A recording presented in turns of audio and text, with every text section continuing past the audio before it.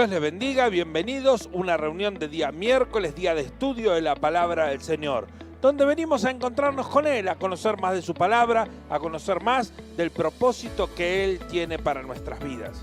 Vamos a dar comienzo a esta reunión pidiendo la bendición y orando para que el Señor nos acompañe. Bendito Padre Celestial, te pedimos que tú nos acompañes en esta noche, que tu presencia y tu poder esté con nosotros. Señor, vinimos a escuchar de tu palabra, a que tú nos hables, a que tu presencia nos envuelva. Bendícenos, te lo pedimos y te damos gracias en el nombre de Cristo Jesús. Amén y amén. Estamos nuevamente en el estudio bíblico de los Timoteos. Y bueno, después de esta oración, de esta presentación, yo quiero dedicarles una canción que ha sido de tanta bendición para mí y que quiero repetírsela a ustedes. Traté de cantarla en alguna oportunidad y no pude. Es una canción que canta el conjunto de Las Flores, del pastor Carlos Cabrera, que dice: no dejaré de cantar, no dejaré de alabar, no dejaré de clamar, no dejaré de pagar todo lo que prometí, viviendo para servir al Cristo que me salvó, y muchas partes más. Pero quiero decirte que el estudio de hoy es para animarte a seguir sirviendo al Señor. Escucha esta canción. No dejaré de cantar para la familia Guevara, para la familia Fernández, para la familia Santa Fe Castro. Vamos, vamos, no dejaré de cantar. Sí, Señor. Sí, Señor. No dejaré de cantar, no dejaré de alabar, no dejaré de clamar, no dejaré de pagar todo lo que prometí, viviendo para servir al Cristo que me salvó. No dejaré de cantar, no dejaré de alabar, no dejaré de clamar, no dejaré de pagar todo lo que prometí, viviendo para servir al Cristo que me salvó. Seguiré, aunque me cueste dolor y sufra la oposición en tanta adversidad. Gritaré, alzando fuerte mi voz, confesando a Jesús, mi Dios eterno y Señor. Seguiré, aunque me cueste dolor y sufra la oposición de tanta adversidad. Gritaré, alzando fuerte mi voz, confesando a Jesús, mi Dios eterno y Señor.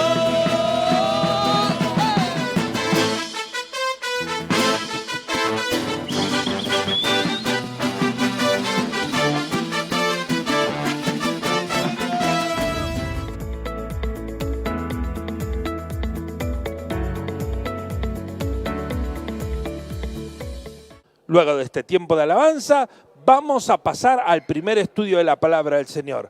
No sin antes recordarle que el próximo martes las reuniones van a empezar el tiempo de oración a las 19 horas y 19:30 horas vamos a tener nuestra transmisión en vivo. Así que la transmisión del culto de oración va a ser media hora más tarde. Mientras tanto, vamos a seguir buscando al Señor. Ahora sí, vamos a pasar al primer estudio de la palabra.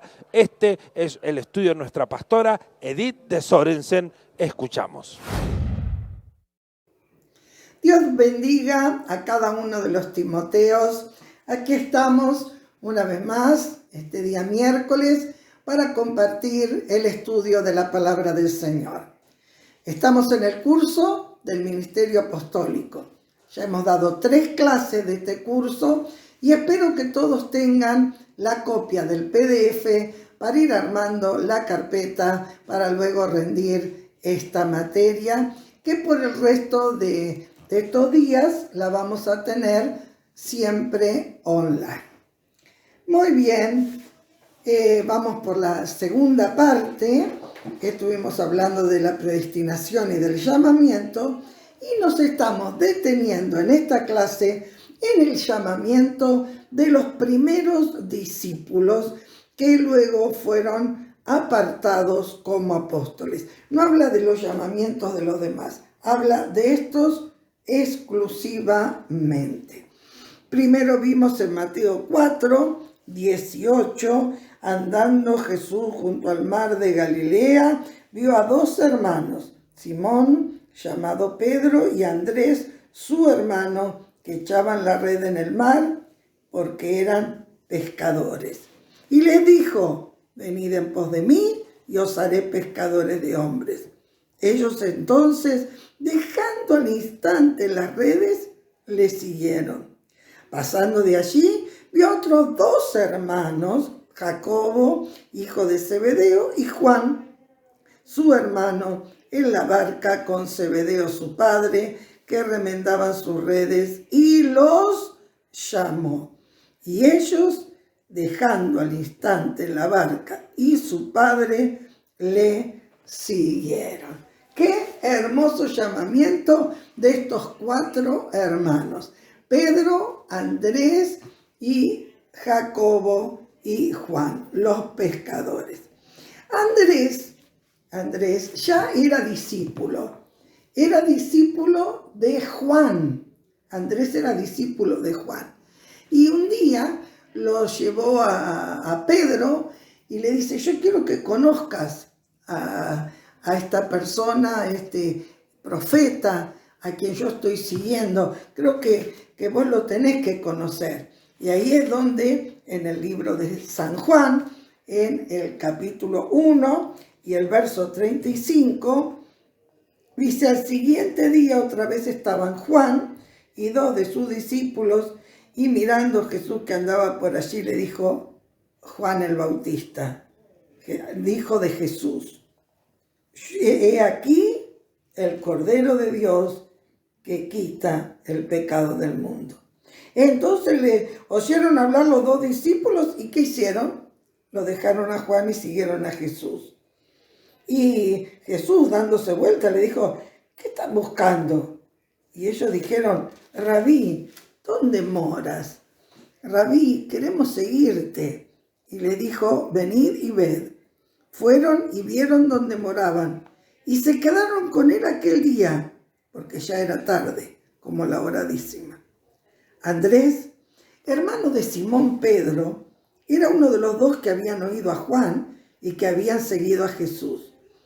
Este halló primero a su hermano Simón y le dijo: hemos hallado al Mesías, que traducido es el Cristo. Y le trajo Jesús. Y mirándole Jesús, le dijo: tú eres Simón, hijo de Jonás, tú serás llamado Cefas, que quiere decir Pedro. Aquí están mezcladas los dos momentos, las dos ocasiones en que Jesús y Pedro se encuentran. Algunos dicen que Andrés lo llevó a Pedro a conocer a Jesús cuando él era discípulo de Juan, porque Juan con otro compañero habían estado con Jesús, porque Juan el Bautista le había dicho que él era el Mesías. Entonces él enseguida llamó a su hermano carnal y le dijo: vení por favor, porque encontramos al Mesías. Y en ese momento Jesús ya lo identificó a Pedro, porque Dios nos tiene identificados. ¿Sabes que estás identificado? Estás bajo la lupa del Señor, estás bajo el control del Señor. Él te tiene identificado con su dedo maravilloso de poder. Él tiene todo el poder. Y él le dijo a Pedro: te llamas Simón, hijo de Jonás, pero yo te voy a poner otro nombre. A Jesús le encantaba cambiarle los nombres. Y le dijo: serás Pedro. Serás Pedro. No vas a ser más como eras antes. Yo te voy a cambiar el nombre y te voy a cambiar de adentro. No le cambió el carácter, porque lo vemos a Pedro, qué lástima. Dios no cambia el carácter, pero sí cambió muchas cosas que estaban mal dentro de él, dice. Y mirándole a Jesús, le dice: serás Cefas. Pocas veces se le dice a Pedro Cefas en el Nuevo Testamento, pero era la palabra que significaba Pedro, piedra. Bueno, vamos a otro pasaje y es cuando llama a Leví, llama al publicano Leví. Mateo 9:9 dice: pasando Jesús de allí, vio a un hombre llamado Mateo, que estaba sentado al banco de los tribunos públicos, y le dijo: sígueme. Y se levantó y le siguió. ¿Qué cosa esto, no? Aunque ellos lo conocieron a Jesús, como el caso de Andrés y Pedro, que ya habían tenido un encuentro, pero ellos tenían que sentir el verdadero llamamiento. Ellos tenían que sentir la voz de Jesús diciendo: sígueme. Si no sentían eso, no eran capacitados para ser discípulos. O sea que no es por conocer solamente, es por recibir el llamamiento. Por eso uno de los principios fundamentales de nosotros como Timoteos es que estamos donde estamos porque oímos la voz de Jesús que nos llamó. Él nos llamó. No nos llamó ningún hombre, no nos llamó ninguna organización. El que nos llamó es el Cordero de Dios, el Hijo de Dios, el mismo Jesucristo, que a través de su palabra, a través de la predicación, a través de sus siervos, a través de las profecías, nos llamó y nos llevó a este lugar donde hoy estamos. Muy bien, y siguiendo un poquito viendo el llamamiento de Mateo, dice el verso 9, y le dijo: sígueme, y se levantó y le siguió. ¿Y qué pasó? Estando él sentado a la mesa de la casa, muchos publicanos y pecadores que habían venido se sentaron juntamente a la mesa con Jesús y con los discípulos. Cuando vieron esto, los fariseos dijeron a los discípulos: ¿por qué come con publicanos y pecadores? El publicano era Mateo. Siempre hay gente para criticar. Qué bárbaro, que si te sentás, que si comes, que si haces. Señor, líbranos de la lengua criticona. Bueno, aparte fue eso, Cuando vieron esto, los fariseos dijeron: ¿por qué come con el maestro? Y al oír Jesús le dijo: ¿saben por qué? Porque los sanos no tienen necesidad de médico, sino los enfermos. Me parece que Jesús lo dijo con un poco de tonito. Acá la escritura no muestra el tono de voz, pero me parece que yo lo puedo ver a Jesús. Cuando los escuchó, le dijo: escúchenme ustedes, que están allá atrás criticando.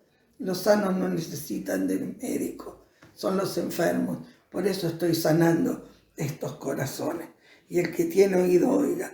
Y aprended lo que significa misericordia quiero y no sacrificio, porque no he venido a llamar a justos, sino pecadores al arrepentimiento.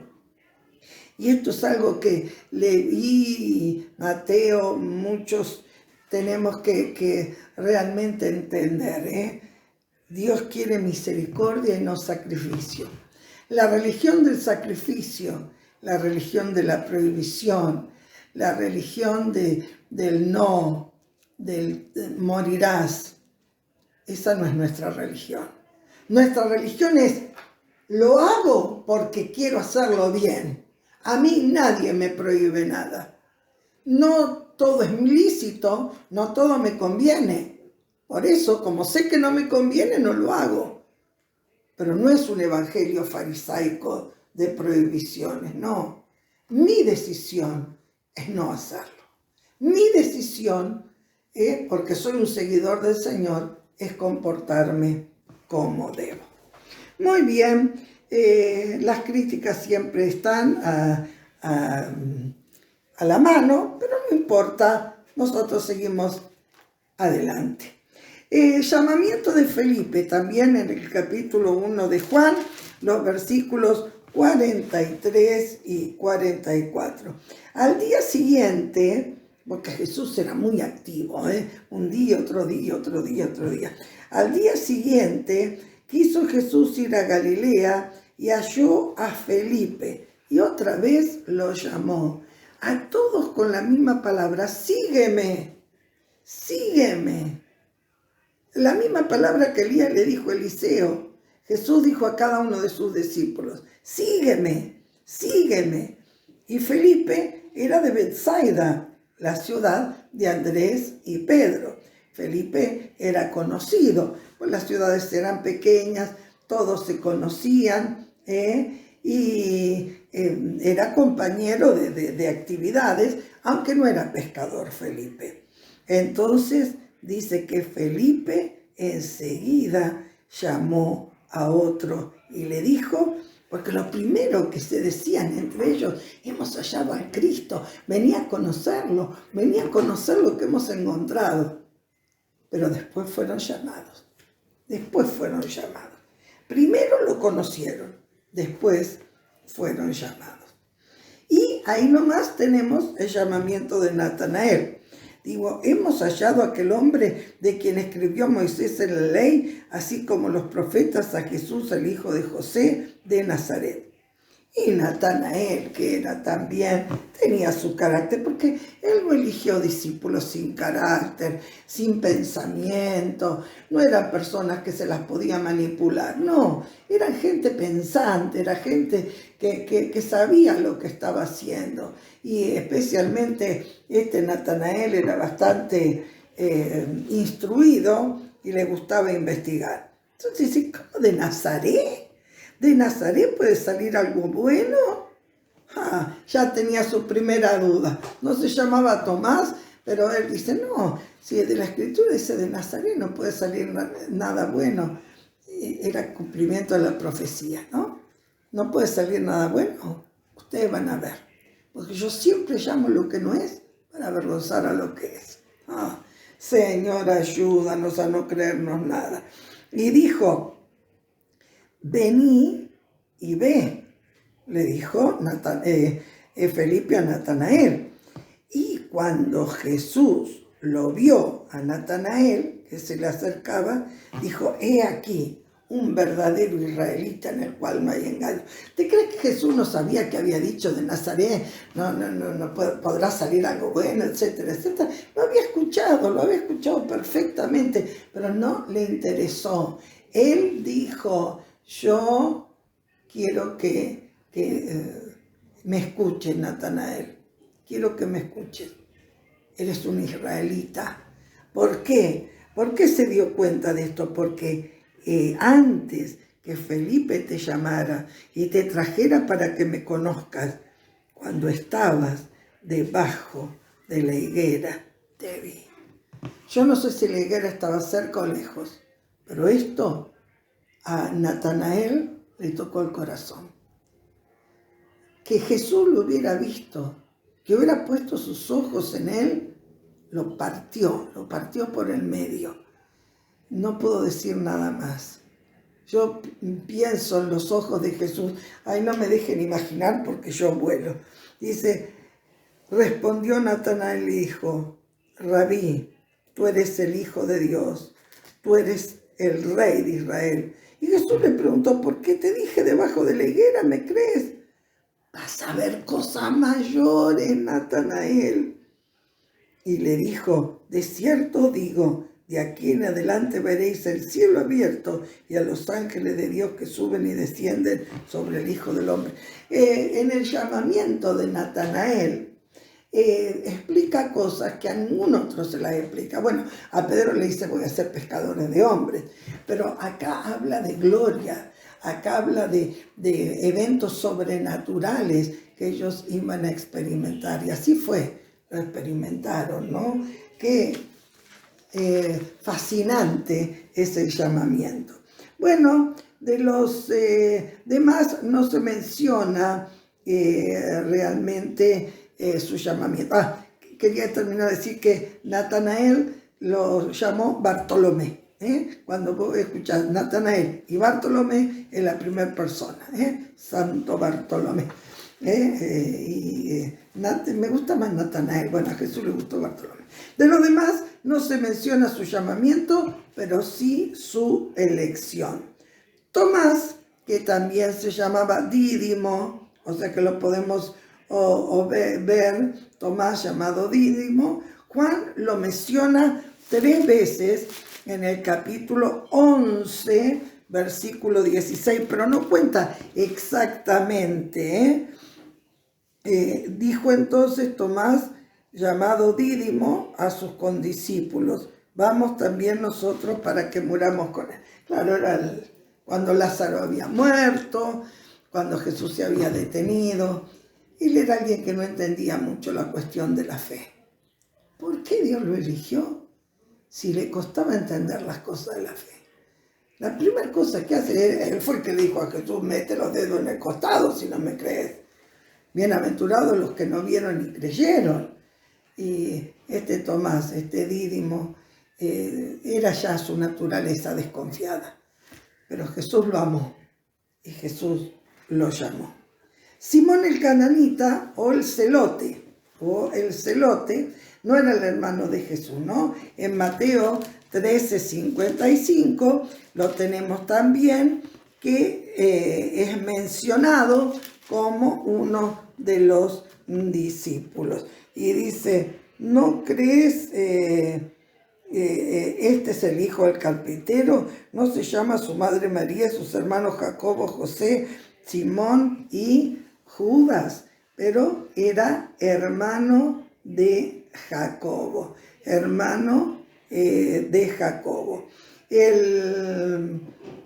Mateo 13:55. Y luego Juan 14:22 está Judas, Lebeo o Tadeo, que era hermano de este otro Jacob.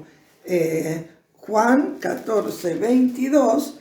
Vamos a seguir mirando los textos, después usted los puede repasar. Le dijo Judas, no el Iscariote: Señor, ¿cómo te manifestarás en este mundo? Este era Judas Tadeo, otro discípulo que no era Judas Iscariote. En Santiago 1:1 habla de Santiago, llamado el menor, porque estaba Santiago el mayor y Santiago el menor. Cuando dice que fueron a Jerusalén y hablaron con Santiago, no se sabía si era el mayor o el menor. Jacobo, hijo de Alfeo, y no el hermano de Jesús. Pues Jesús tenía hermanos, pero esto es para otra, como ya lo leímos, es para otro estudio. Al ser estos 2 últimos hijos de María, la hermana de la madre de Jesús, se presumen que eran primos hermanos de Jesús. Eran como primos, hijos de la hermana de María, la hermana de María. Allá parece que todas se llamaban María como ahora.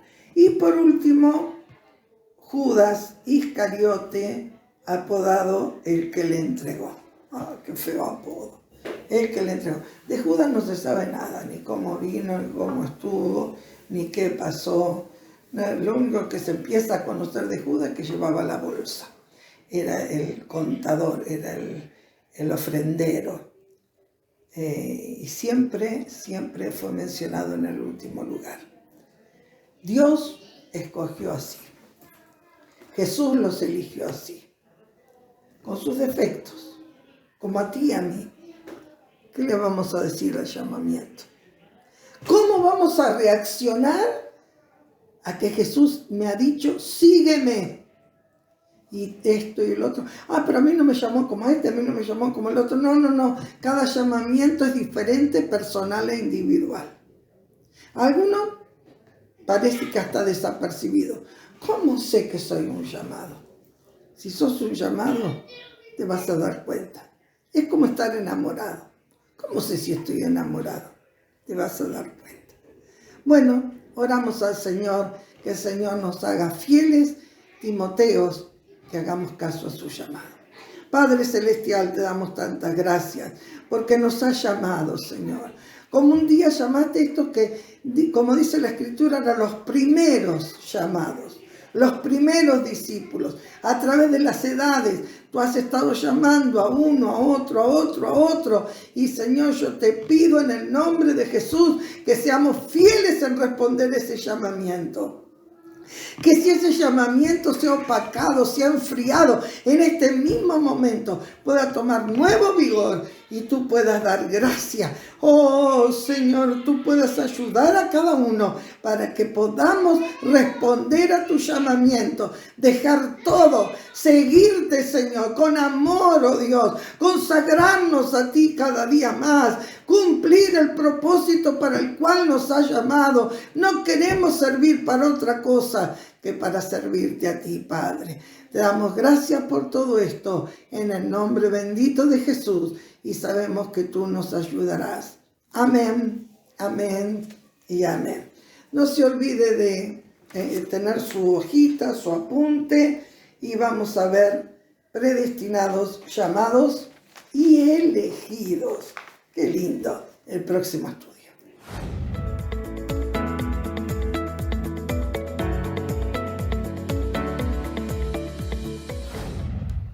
Muy buenas noches a todos los hermanos. Bueno, día miércoles de estudio, así que aprovechamos esta oportunidad para poder anunciar, con lo tan esperado de hace tiempo ya y postergado, que hemos tenido nuestro encuentro de mujeres. Exactamente, sí. Nuestro encuentro va a ser del 4 al 7 de noviembre allí en Merlo San Luis, en unas instalaciones hermosas que bueno, estamos con mucha expectativa y mucho deseo ya de participar, en donde vamos a tener talleres, vamos a tener oración las unas por las otras, algo que estamos necesitando mucho. Como decía Mariana, un encuentro muy esperado. Quizás era muy rápido de pensar de que pudiéramos tenerlo ahora en noviembre, pero realmente el Señor abrió todas las puertas, aún muy económico a comparación de otros viajes, de otras empresas y mirando lo que sale en el turismo. Realmente el Señor nos está llenando el camino. Animamos a todas las hermanas, aquellas que nos están mirando y las que nos están escuchando por la radio también, a decir, tomar este tiempito para mí, para poder recibir, después de 2 años tan complicados de pandemia, estar encerradas y quizás no poder tener actividades. Creo que, hermanas, va a ser un momento maravilloso en la presencia del Señor. Si sos líder, si sos colaboradora en tu congregación, en tu lugar de trabajo, tomate estos días, como decíamos, del 4 al 7 de noviembre, te podés comunicar con nosotras, ya Mariana va a pasar bien todos los datos, pero te quiero animar a que no te lo pierdas. Ya estamos bastante completitas, así que... Sí, cupos limitados. Cupo limitado, realmente las hermanas nos han sorprendido, pero todavía quedan algunos lugarcitos. Sí, todavía tenemos algunos lugarcitos disponibles, así que si tenés el deseo, el anhelo de compartir, de hacer este viaje y recibir la bendición que Dios tiene para tu vida, comunícate con nosotras, comunícate también con Nancy Berandán, con Fernanda, también se pueden comunicar. Barragán, de acá abajo van a estar todos los números de teléfono de contacto para que puedas asesorarte e informarte bien, como decías vos, Ale, hace un ratito, de todas las facilidades y los medios de pago a los cuales puedes acceder. Así es, te animamos a que no faltes. Que te tomes este tiempo, volvemos a repetirlo, porque va a ser muy importante, muy interesante, un tiempo de oración, un tiempo de estar en la presencia del Señor, y como siempre lo hacemos, porque no también el paseíto que nos damos como gusto, Así que te esperamos y comunicate a los teléfonos y a las personas que están allí abajo, que va a salir en el graph, para poder reservar tu lugar. Te esperamos. Te esperamos.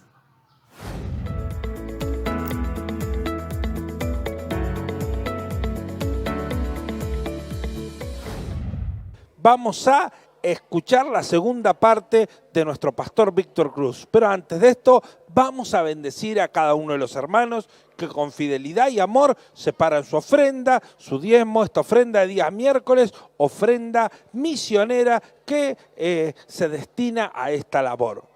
Hermano, hermana, cada vez que nosotros damos, Dios nos bendice y ese es nuestro testimonio. Vamos a pedir la bendición del Señor en esto. Bendito Padre Celestial, te pedimos que tú bendigas a cada uno de mis hermanos que da con fe a ti.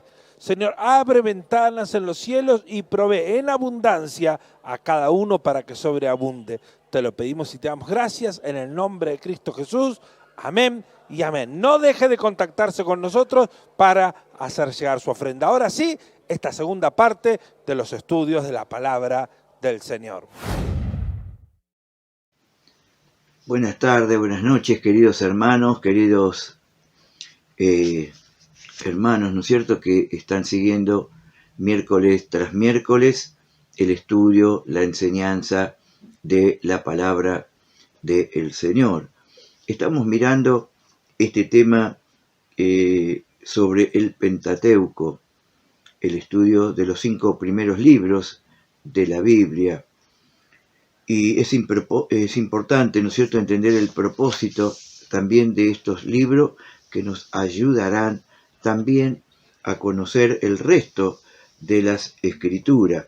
Decimos que es clave para poder entender la palabra del Señor. Alguien le llamó, ¿no es cierto?, como el semillero de toda la Biblia. Por eso tenemos estos 5 libros, un poco los hemos detallado en la clase anterior acerca de estos 5 primeros libros, que son Génesis, Éxodo, Levíticos, Números y Deuteronomio.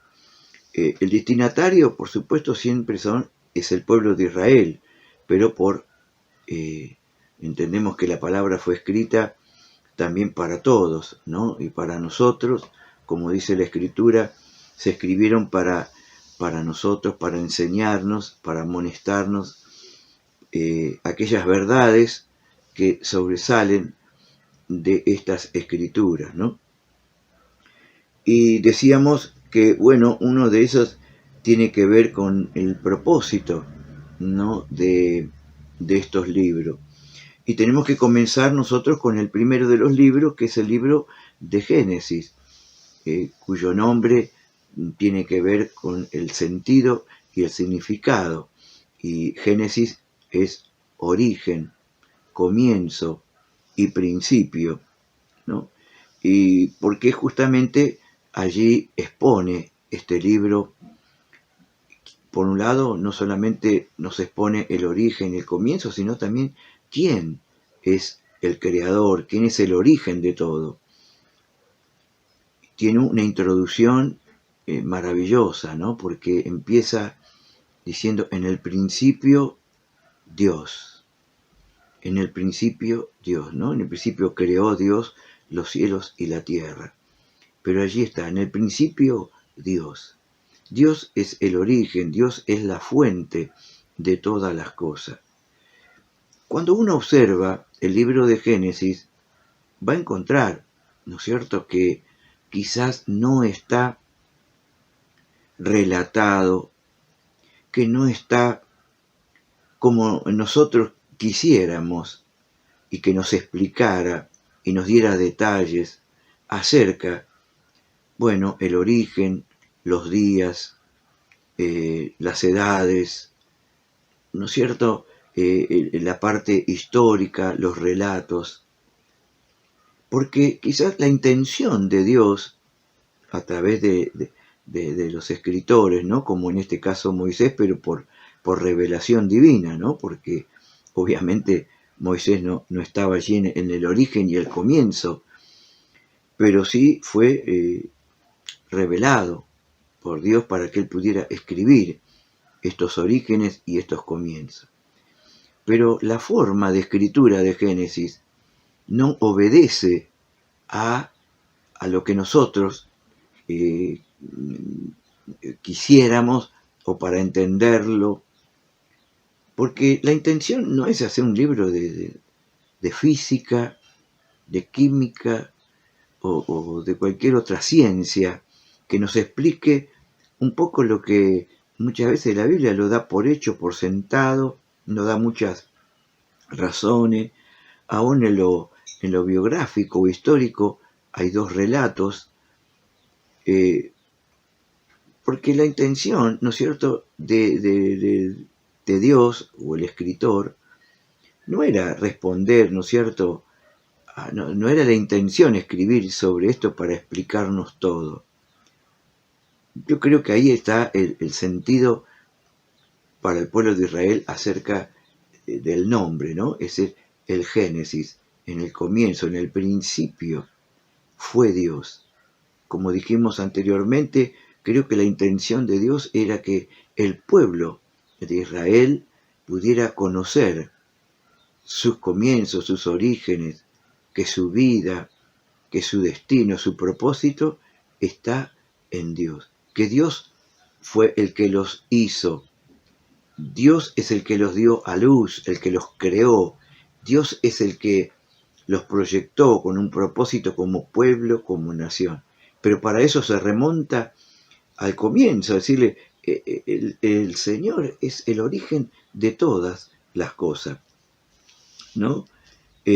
Por eso que hay todo este relato acerca de la creación, de la intención de Dios, del ser humano, de ¿no es cierto?, todo lo que luego vemos el origen de la maldad, del pecado, la desobediencia, ¿no?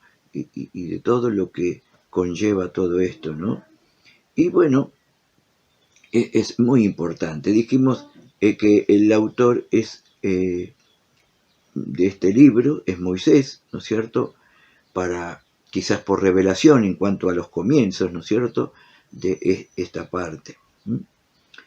Y el propósito, como dijimos, ¿no es cierto?, es uno de los libros que sirve como semillero del resto de toda la Escritura, ¿no?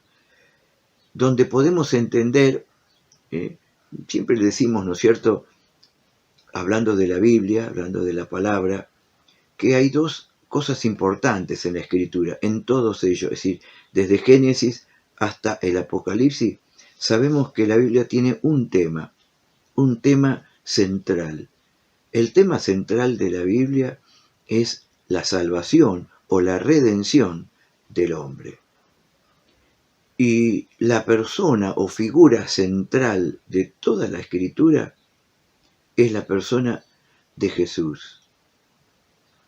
Esa es la intención de Dios hablando globalmente, hablando en cuanto a la palabra del Señor.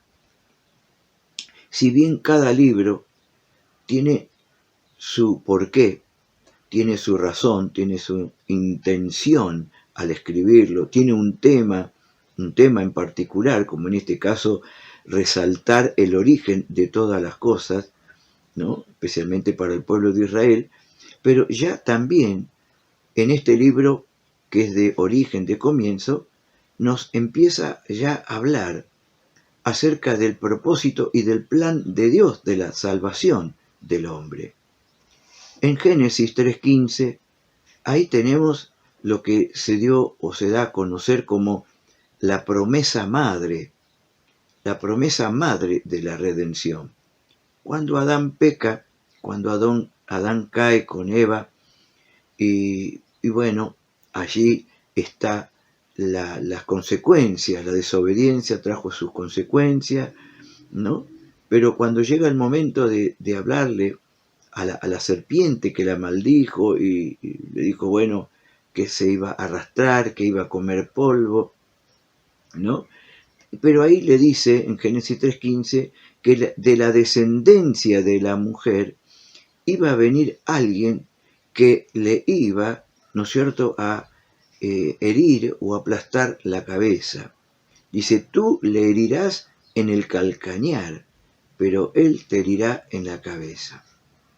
Y esa, ya, ¿no es cierto?, ahí en Génesis 3:15, la promesa inicial, como se le dice, la promesa madre, donde ya Dios estaba prometiendo que a través de la descendencia de la mujer, Dios iba a enviar el Salvador, a quien iba, ¿no es cierto?, a destruir o dañar, ¿no es cierto?, en la cabeza de la serpiente. Sabemos que una herida en la cabeza de una serpiente es mortal, ¿no? Es decir, que el Señor iba a venir a vencer y a destruir. Y eso lo hizo Jesús cuando vino y cuando fue a la cruz del Calvario. No solamente a destruir a la serpiente, pero destruir su obra, su maldad, es decir, cómo hizo caer al hombre, inducirlo a la desobediencia, a la rebeldía. Es decir, que en la cruz del Calvario el Señor venció todo aquello que el hombre perdió en el huerto del Edén. ¿Se acuerdan que perdió la comunión con Dios? Ya tenía temor de sentir su presencia, de oír su voz. Ya no le era posible, por su condición, estar cerca del Señor. no podía resistirlo. Tanta santidad, tanta gloria. El hombre en ese estado caído no podía soportar. Por eso que cuando él oyó la voz del Señor en el huerto, él lo que hizo fue esconderse. Se escondió de la presencia de Dios. Él fue creado para tener esa comunión, pero se escondió. No había nada mejor y más hermoso que poder oír la voz de Dios. Sin embargo, dice, oí tu voz en el huerto y tuve miedo. Ahí están las consecuencias, ¿no? Es decir, el hombre cayó de esa gracia, cayó de la inocencia, cayó de esa perfección, de ese estado de perfección, de inocencia, de pureza, se halló desnudo, tuvo vergüenza, temor, se escondió, se cubrió. Es decir, hubo una serie de consecuencias terribles. Bueno, todo eso perdió su autoridad. Dios le había revestido, le había dado para señorear, para gobernar, y la perdió. Estaba en ese lugar de privilegio y Dios lo tuvo que sacar de allí. Lo sacó del huerto porque como decimos siempre, quizás eso sería un tormento para él. Permanecer en ese lugar sin estar preparado, sin estar redimido, sin estar cambiado, transformado, el hombre ya no podía disfrutar de esa comunión. Lo mismo pasa cuando hoy pensamos en el aspecto de ir al cielo, de ir a la eternidad, de ir con el Señor. No todas las personas no pueden, y ¿no es cierto?, por el hecho de que, como dijo alguien, ¿no?, si una persona va en esa condición condición de pecador, no podría resistir la gloria del cielo. Hay un salmo que nos dice, ¿no es cierto?, Señor, ¿quién entrará a tu monte santo? ¿Quién estará delante de Dios? ¿Quién puede estar? Y bueno, ahí señala algunas de las cosas, dice, el limpio de manos, el puro de corazón, que no ha elevado su alma al engaño y demás. Pero es decir, se hace la pregunta, Señor, ¿quién entrará? Y quizás hacía alusión aquí a lo terrenal, ¿no? A entrar en el tabernáculo, en el lugar santo, santísimo. Pero, ¿y qué de hablar de entrar a la gloria eterna con el Señor? El hombre no está preparado para eso. Bueno, justamente este libro nos va introduciendo en esa línea a través de toda la historia bíblica. El tema siempre va a ser la salvación. Y la figura central, si bien hay muchos personajes, como aquí lo tenemos en Génesis, tenemos personajes muy particulares, ¿no? Como en este caso, bueno, tenemos a Adán y Eva, tenemos a Caín, a Abel, a Noé. Luego ya introduce la vida de Abraham, personaje muy, muy especial, porque es la base, el fundamento, ¿no?, el cual Dios escogió para formar una familia, luego formar un pueblo, una nación, de la cual iba a venir el Salvador. Pero ahí tenemos las figuras de José, la figura de Jacob, todos estos personajes, ¿no?, que fueron los que Dios, a través de la historia, Dios fue usando esa línea mesiánica. Es decir, hay muchos personajes muy importantes, muy en todo, ¿no es cierto? Algunos se habla muy poquito, como Enoc. Mire, no se dice nada de Enoc, casi, pero lo que se dice es maravilloso y suficiente, ¿no? Vivió 300 y algo de años y luego dice, caminó con Dios y se fue con Dios. Dios lo arrebató, se lo llevó. Es todo lo que dice. Y creo que es más que suficiente, ¿no? Que el Señor nos ayude a caminar con Dios y para poder irnos con el Señor. Es decir, se habla muy poco de ese personaje.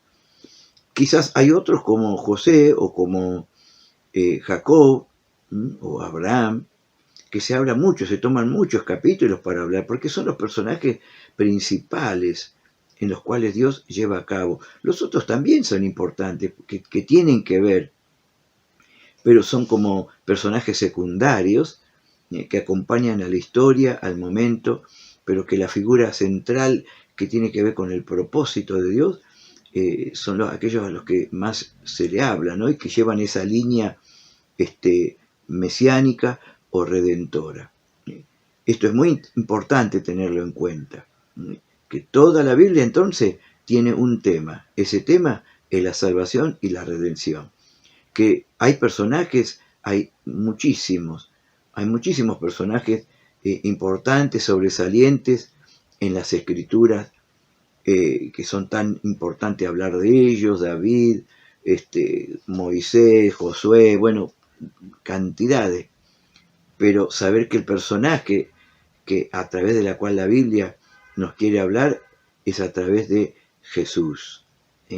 El propio Jesús pudo decir: de mí escribió él, hablando de Moisés, ¿no? Dice: si ustedes le creyeran a Moisés, me creerían a mí, porque de mí escribió él.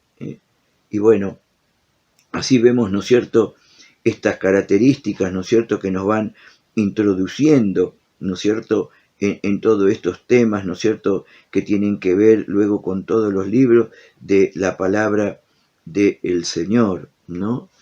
Y cada personaje, cada historia nos hace ver el trato de Dios con cada uno de estas vidas.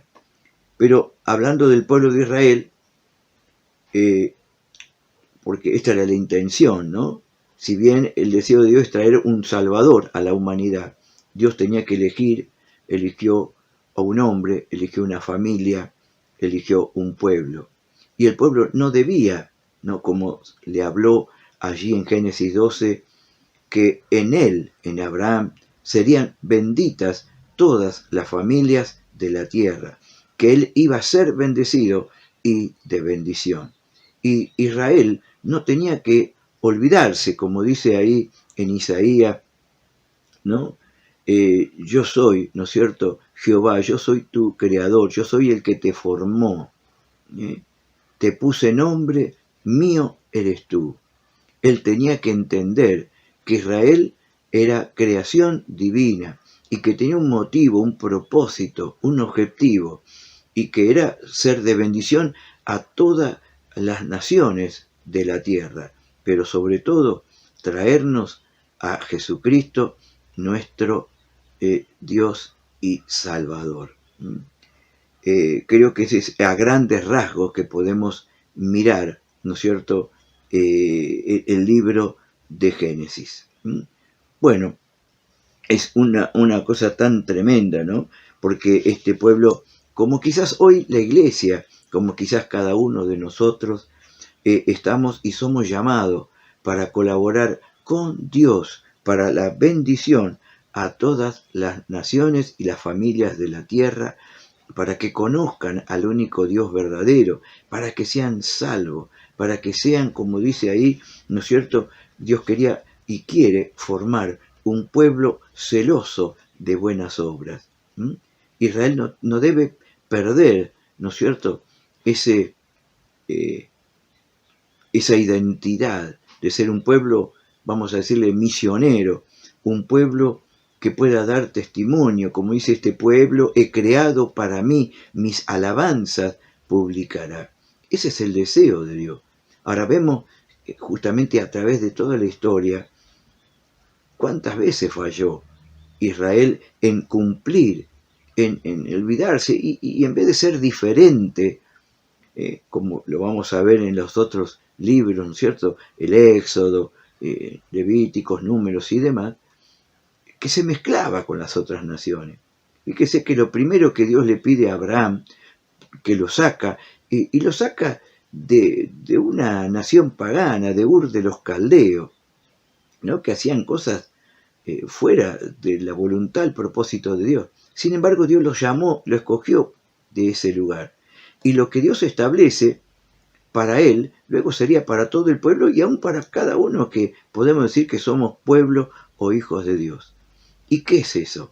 Y lo primero dijo: deja tu tierra, deja tu parentela y ven al lugar que yo te mostraré.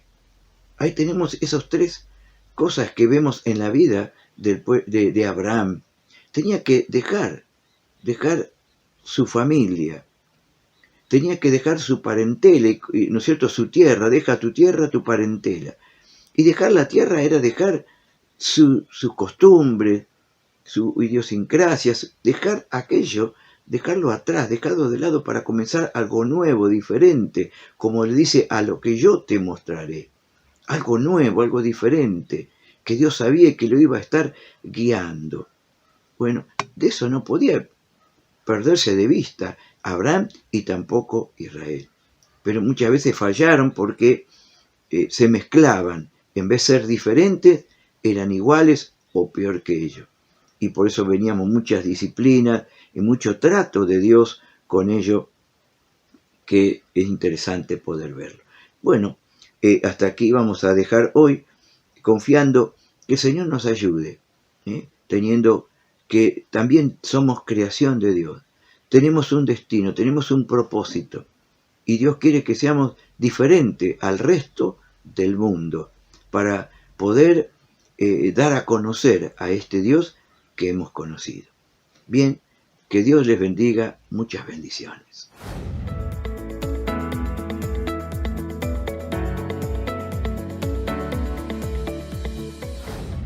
Dios les bendiga, bienvenidos. Hoy vamos a seguir estudiando nuestro libro número 3 de Nueva Vida en Cristo.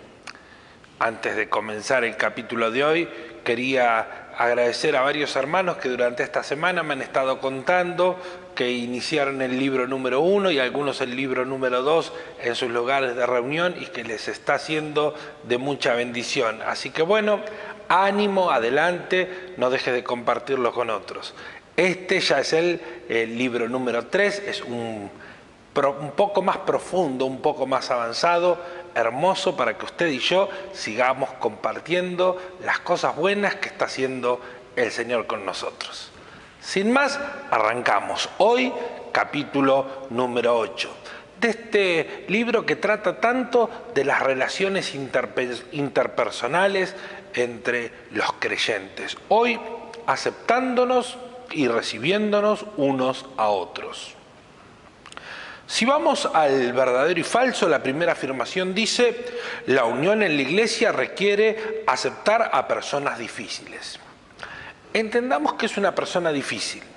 Una persona difícil no es que la persona tenga una dificultad ella en sí misma, sino que quizás por su carácter o por su forma de ser sea difícil para mí entender por qué se mueve de la manera que se mueva. Si yo estoy diciendo que una persona es difícil en sí misma, no estoy entendiendo que cada uno de nosotros tenemos distintas percepciones de la realidad. No estoy hablando del pecado o de las cosas ya preestablecidas en la palabra del Señor, pero sí estoy hablando de las formas, de las costumbres, de las normas, de las cosas con las que nosotros habitualmente lidiamos.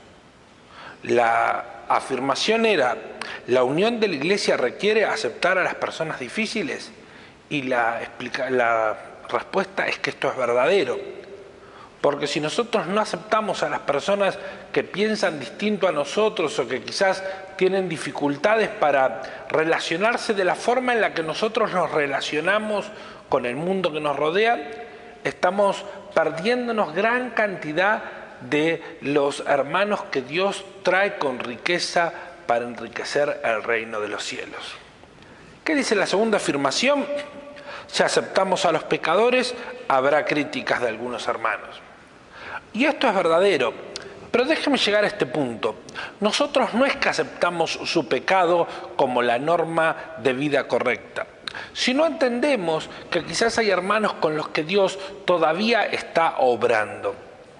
Hace un tiempo escuchábamos una canción allí en el anexo Cristo Vuelve que decía: ten paciencia, su obra en mí no terminó. No estamos aceptando su condición pecaminosa, estamos aceptando que Dios todavía está en proceso.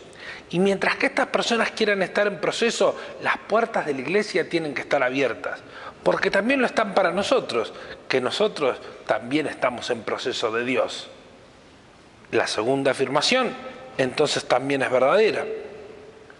Al aceptar personas difíciles, estamos aprobando su mala conducta. Cuando estamos hablando de una conducta distinta a la que tendría que ser la conducta de un cristiano, nosotros como hijos de Dios no la podemos aprobar. Aunque sí muchas veces tenemos que tolerar a gente alrededor nuestro comportarse de una manera inadecuada. Eso no quiere decir que nosotros estemos dando nuestra aprobación. Es distinto cuando sucede dentro del ámbito que nosotros controlamos, dentro de nuestro hogar, dentro de nuestra intimidad, dentro de nuestra familia. Pero todo lo que pasa en los lugares públicos muchas veces nos toca soportarlo. Ahora, aunque las aceptamos, no aprobamos su mala conducta. Así que la segunda afirmación sería falsa. Vamos a ver algo que, déjeme leerle algo que dice el manual, que es muy interesante. La familia de Dios es grande y está formada por todo tipo de personas. Unas son más maduras, otras no. Algunas son más simpáticas y fáciles de aceptar, mientras otras son más problemáticas. La Biblia nos exhorta a recibirnos y a aceptarnos los unos a los otros. Sea como sea, Dios busca la unidad en sus hijos. Hermano, hermana, entender que el mundo es imperfecto y que en los seres humanos hay dificultades o diferencias, no es un paso que nos tendría que hacer retroceder, al contrario, es un paso que nos tiene que hacer avanzar hacia el cumplimiento del propósito de Dios para nuestras vidas. La primera parte de este estudio se basa en el capítulo 15 del libro de Romanos. Vamos a la primera parte. Somos una sola familia, pero ¿qué hacemos con la gente difícil? Y el apóstol Pablo, en su carta a los Romanos, nos explica un poquito, y si leemos los versos 5 y 6 del capítulo 15, vamos a dar comienzo. Pero el Dios de la paciencia y de la consolación os dé entre vosotros un mismo sentir según Cristo, para que unánimes a una voz glorifiquéis a Dios y el Padre de nuestro Señor Jesucristo. ¿Qué quiere Dios que su pueblo haga? Quiere que vivamos unánimes. Unánimes, y déjeme explicarlo, no es junto o amontonado. A veces pensamos que estar solo en un lugar nos hace estar unánime, y por ahí lo que estamos es amontonados, encerrados, aprisionados uno con el otro. Unánime quiere decir que hemos logrado abandonar nuestro ánimo personal y unirnos al ánimo colectivo.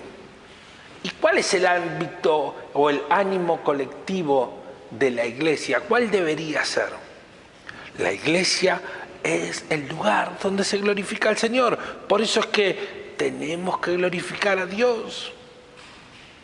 Esto es lo que produce unidad en la iglesia. La unidad en la iglesia no la produce cuando hablamos de fútbol, no la produce cuando hablamos de política, no la produce cuando hablamos de economía, no la produce cuando hablamos de opiniones personales. La unidad en la iglesia se produce cuando usted y yo hablamos de Dios, cuando usted y yo interactuamos con esa obra magnífica, poderosa y soberana que Dios hace con nosotros. Vamos a ver el punto número 2. ¿Qué se requiere para vivir juntos en armonía? Y la respuesta en el mismo capítulo, Romanos 15, pero el verso 7. Por tanto, recibíos los unos a los otros, como también Cristo nos recibió para gloria de Dios. Y acá hay un aspecto fundamental de esta nuestra relación entre hermanos, que es recibirnos. ¿Qué es lo contrario a recibir? Lo contrario a recibir es rechazar, es crear una barrera, es poner un stop, es poner un molde y decir, bueno, yo a los que actúan de tal manera no los voy a recibir. Y yo me hago esta pregunta, ¿cómo nos recibió Cristo a nosotros? No nos recibió con una barrera, al contrario, nos recibió con apertura de ánimo hacia nosotros. Nos vio muertos en nuestros delitos y pecados y así nos recibió. Recibirnos unos a otros quiere decir que vamos a hacer un lugar en nuestra mesa, no en la de nuestra casa quizás, aunque sería bueno que lo invites a comer y te saques las dudas. pero sí en la mesa espiritual, que le demos un asiento junto a nosotros. A ver, vamos a responder sí o no a algunas afirmaciones que encontramos en el punto número 3. ¿Podemos escoger a nuestros hermanos en la fe? ¿Puede ser que usted y yo elijamos a las personas que van a estar alrededor nuestro? Hay una frase que nos decían de chico, capaz que a usted también se la dijeron: dime con quién andas y te diré quién eres. Si nosotros aplicáramos esta frase a Jesús, y después vamos a ver el ejemplo de Zaqueo, tendríamos que decir que Jesús era un pecador, que Jesús era un pescador, que Jesús era una persona de moral débil porque se juntaba con pecadores. Él no eligió. El que a mí viene, nos dice el Señor, yo no le echo fuera. O sea que nosotros no podemos elegir los hermanos de la iglesia. Hay hermanos en la iglesia que nos caen mal, y aquí es un punto discutible, porque para que una persona me caiga mal, la persona que estoy mal soy yo. Cuando yo veo defectos en otra persona, muchas veces lo que estoy haciendo es proyectar nada más cosas que veo en mí. Entonces, como utilizando el amor de Dios como filtro, no puedo permitir que una persona sea de mi desagrado. ¿Qué dice la tercera pregunta? Hay hermanos en la iglesia que tienen defectos, y bueno, si tenemos que entrar en este punto, es verdad. Y empezando por mí, porque los defectos son parte de nuestra naturaleza humana. Por eso Jesús lo dice tan clarito: no hay justo ni a un solo uno. El ser humano es defectuoso por naturaleza, y la falta de perfección es lo que nos marca. Pero déjeme decirle algo: en esta falta de perfección, en esta abundancia de defectos, es donde la gracia de Cristo más sobreabunda. Volvamos a Romanos, pero esta vez en el capítulo 15, el verso 1, dice: así que los que somos fuertes debemos soportar las flaquezas de los débiles y no agradarnos a nosotros mismos. Quizás sería grato para nuestra carne expulsar de en medio nuestro a los que no nos parecen que actúan correctamente, a los que quizás luchan con una debilidad. Pero déjeme decirle algo, hermano, hermana, nosotros desde nuestra fortaleza o nosotros desde nuestra debilidad nos tenemos que aceptar los unos a los otros. Que tu fortaleza espiritual, que tu virtud no te sea un impedimento para amar a tu prójimo como Cristo te amó a ti. Vamos al siguiente punto, al punto número 4. Para esto vamos a leer ahí en Romanos, capítulo 15, seguimos, ¿no? Versos 8 y 9. Pues os digo que Cristo Jesús vino a ser siervo de la circuncisión para mostrar la verdad de Dios, para confirmar las promesas hechas a los padres y para que los gentiles glorifiquen a Dios por sus misericordias. Como está escrito: por tanto yo confesaré entre los gentiles y cantaré a tu nombre. ¡Qué hermosa declaración! ¿Qué es lo que nos está diciendo? Que hay judíos y que hay gentiles, pero que todos estamos bajo la misma gracia. Los judíos son los que por derecho se creerían merecedores de la promesa. Los gentiles eran los que no aprobaban, éramos nosotros. Pero aún así, para todos, esta gracia fue dada. A partir de la pregunta número 5, nos encontramos con la historia de Zaqueo. Déjenme resumírsela. Zaqueo era una persona publicana, una persona que cobraba impuestos para el Imperio Romano. Pero además de esto era un judío, y además de esto era un alma necesitada. No sabemos cómo, pero él se entera que Jesús iba a llegar a su ciudad, pero él no se podía acercar, y acá encontramos el segundo dato sobre Zaqueo, que era una persona baja de estatura. Quizás la Biblia lo menciona porque era muy baja de estatura. De repente se da cuenta que esa no va a ser la forma de verlo a Jesús, sino que se tenía que buscar una alternativa, así que trepa a un árbol sicómoro y desde allá arriba ve a Jesús cuando pasa. Jesús al pasar repara en un hombre subido a un árbol y le hace esta exclamación: Zaqueo, baja del árbol, tengo que ir a tu casa. Cuando Jesús entra a la casa de Zaqueo con todos sus discípulos, la gente murmuraba, tenía cosas para decir. ¿No lo conoce este hombre? ¿No sabe la categoría de hombre que es? Pero en ese momento Zaqueo transforma su vida, se levanta y dice: voy a devolver todo lo que haya robado, y si alguien es defraudado se lo voy a devolver 5 veces. Jesús responde: la salvación ha entrado a esta casa. Qué tremendo pasaje, pero vamos al estudio. ¿Cuál era la condición de Zaqueo? Nos pregunta el versículo número 5. Y Zaqueo era un pecador. Los publicanos están asociados en la Biblia con la avaricia, con el amor excesivo al dinero y con la falta de compasión por el prójimo.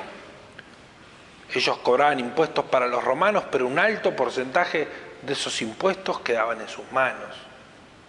Esta avaricia hacía que oprimieran a los más necesitados. O sea que había un malestar generalizado del pueblo hacia los cobradores.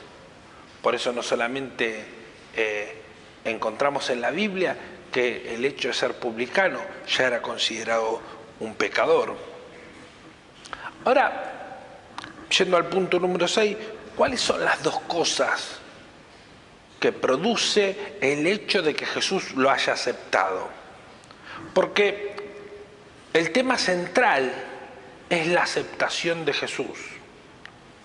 Jesús lo acepta porque podría haberse burlado y la gente se hubiese unido al coro si se burlaban de una persona baja de estatura trepada a un árbol, un adulto trepado a un árbol, una persona importante socialmente trepada a un árbol.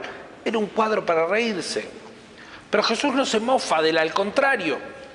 Lo primero que hace Jesús es decirle: quiero entrar a tu casa, y Zaqueo lo recibe. Así que lo que primero que hace Zaqueo es recibir a Jesús. Hermano, hermana, nadie que nosotros rechacemos va a recibir a Jesús. La iglesia tiene que abrir las puertas para que las personas puedan recibir a Jesús. Lo segundo, y como misión inmediata, es que su vida es transformada. Hermano, hermana, la vida de nadie va a ser transformada desde el rechazo, desde el señalamiento, pero sí desde que nosotros abramos nuestro corazón a su necesidad. Él lo recibe a Jesús y cambia su vida. El punto número 7 nos habla del pensamiento de la gente. No se da cuenta qué clase de hombre es, el mismo pensamiento que tuvieron con la mujer que lavó los pies de Jesús. Un pensamiento condenatorio. Pero Jesús les hace una pregunta: ¿quiénes son los que tienen necesidad de médico? Hermano, hermana, la iglesia sí es un refugio, sí es una familia, pero también es un lugar para curar a los necesitados. Por eso me gusta hablar de la parábola del buen samaritano. Jesús nos deja a nuestro cuidado a los golpeados y a los heridos, para que nosotros también cuidemos de ellos como alguna vez se cuidó de nosotros. Zaqueo no solamente fue transformado, sino Jesús nos deja esta enseñanza. Una iglesia que no recibe al necesitado no sirve para nada. ¿Y a quién tenemos que recibir como iglesia? A todos. A los agradables, a los ricos, a los pobres, a los necesitados, a los fuertes, a los adictos, a los extranjeros, a los que tienen otras culturas, a los débiles, a los inmaduros. Para todos hay lugar en Cristo. Y en el punto número 8 se nos hace una pregunta. Si aceptamos todo tipo de personas, ¿quiere decir que la iglesia no puede establecer normas altas de comportamiento? Entendemos que la gente que ministra necesita tener estándares, por eso la Biblia tiene requisitos para diáconos y requisitos para obreros. Nadie debería llegar al altar sin tener una vida que sea de testimonio delante de los demás. Observemos en el libro de Hechos que para elegir a los que servían las mesas se pedían varones llenos del Espíritu Santo, o sea que el estándar era bien alto.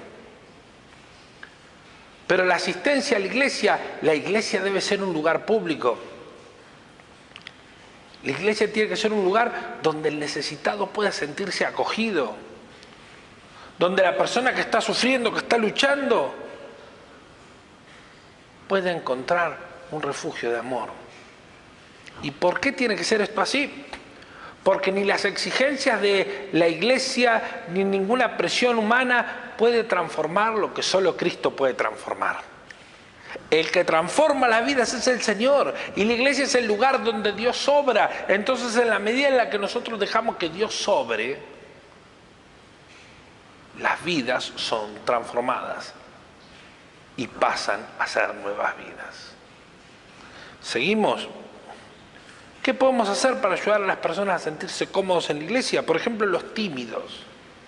Hay personas a las que les cuesta acercarse a saludar, y capaz que pensamos que la persona es mal llevada o que tiene un mal carácter y nada más tiene timidez. Acerquémonos, hablemos con las personas nuevas que se acercan a nuestras congregaciones, con las visitas, con los que vienen de lejos, con los que no conocen las costumbres. Acompañémosle, enseñémosle las costumbres de la casa. Con las personas que están sufriendo necesidades de distintas índoles, enseñémosles el amor de Cristo. Enseñémosles que en Cristo hay una oportunidad. Llegando al punto número 9, encontramos el pasaje de Santiago 2, versos 1 y 4, que lo leemos. Hermanos míos, que vuestra fe en nuestro Señor Jesucristo sea sin acepción de personas.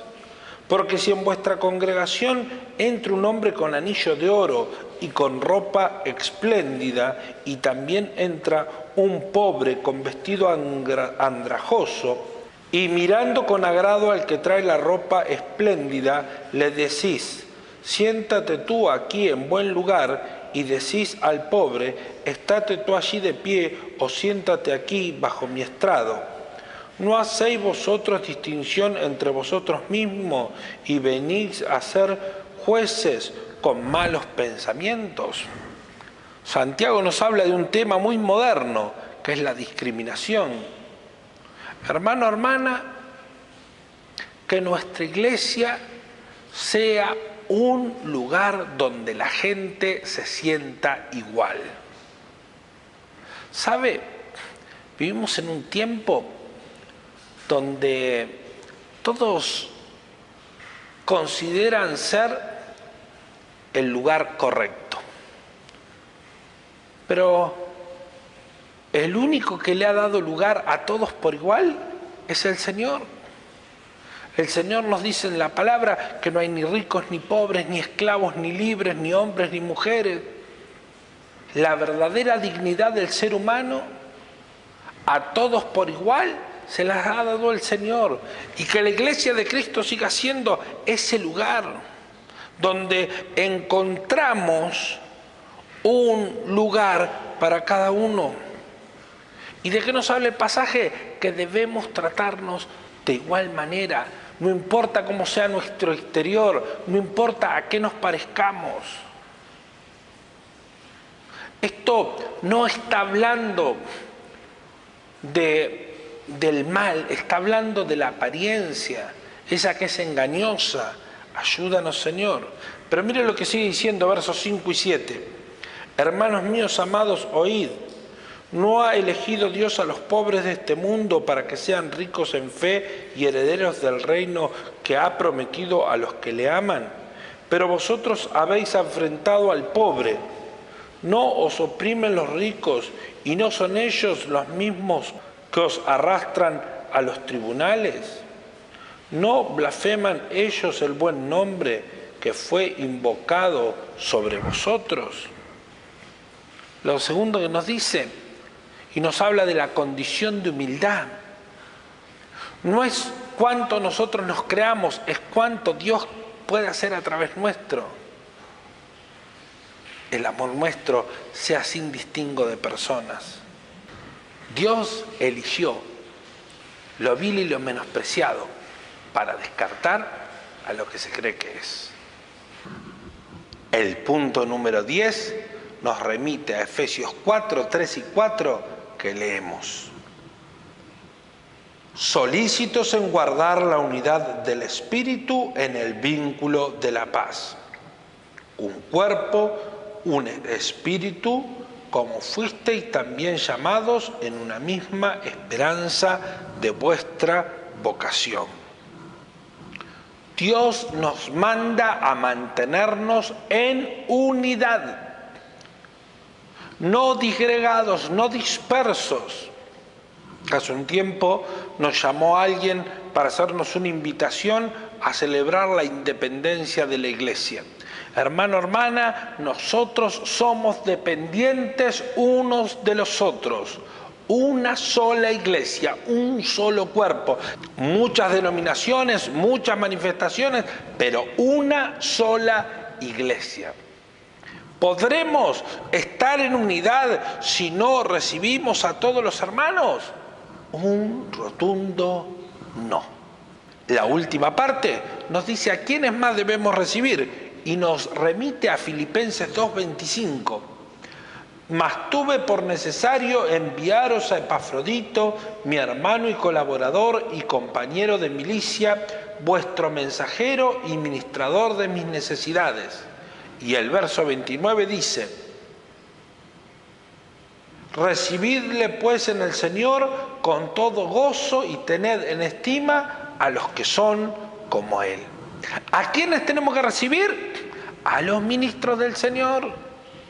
Tenemos que recibir a los que nos ministran y a los que nos imparten la palabra con gozo. ¿Y cómo lo tenemos que hacer? Con gozo y estima. Qué bueno es cuando el siervo del Señor está cerca nuestro. Y no estoy refiriéndome solamente a los que vienen a distancia, sino a nuestros padres espirituales.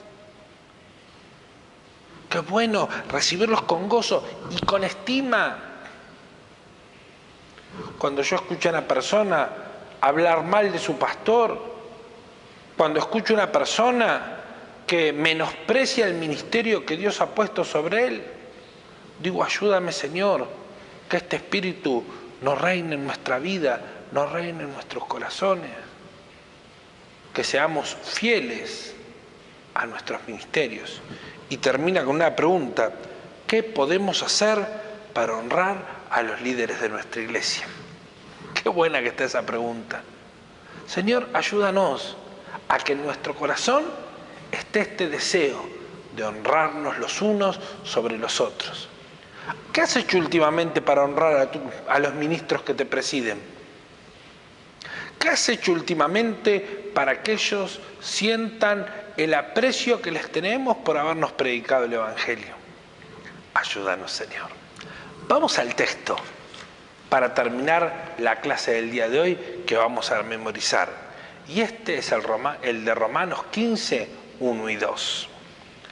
Así que los que somos fuertes debemos soportar las flaquezas de los débiles y no agradarnos a nosotros mismos.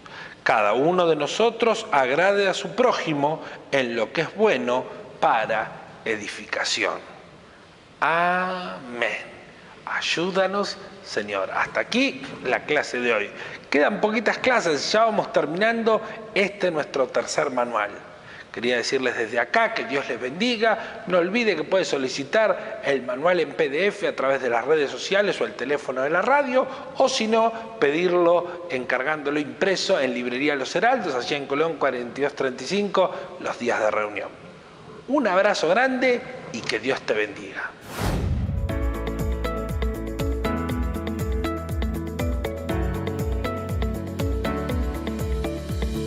Hasta aquí llegamos con los estudios de la palabra del Señor.